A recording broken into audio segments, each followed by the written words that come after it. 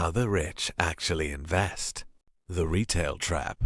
When most people hear the word investing, they imagine the same thing. A guy sitting in front of 6 monitors watching stock prices move every second.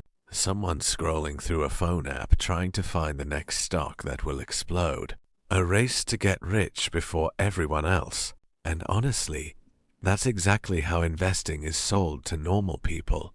But here's the interesting part. The wealthiest people in the world usually aren't playing that game. They aren't constantly chasing the next hot stock or reacting to every hot headline. They think differently, because when you already have millions, the goal isn't just making money. Your money first.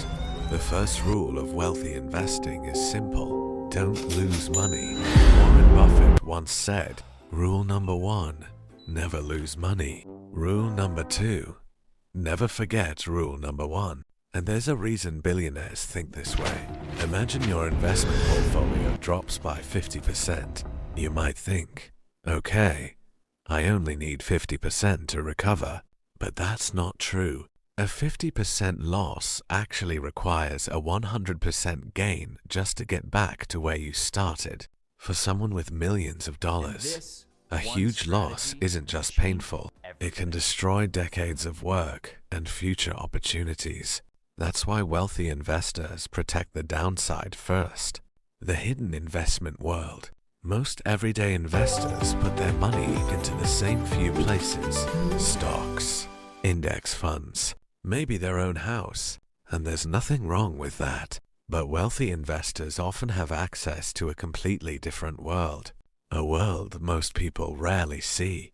They invest in private companies before they become famous. They buy into businesses before they appear on the stock market. They invest in private credit, farmland, infrastructure, and other assets that don't move based on every emotional market reaction. While everyone else is watching the scoreboard, the wealthy are often owning the game itself. Real estate and the wealth strategy most people miss.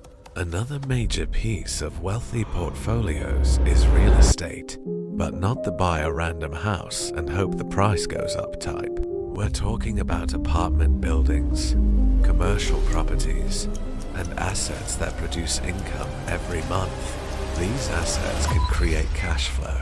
They can increase in value over time, and they often come with powerful tax advantages. Which brings us to one of the most misunderstood strategies wealthy people use. They get access to cash without selling. Then those assets can be passed down to future generations with major tax advantages.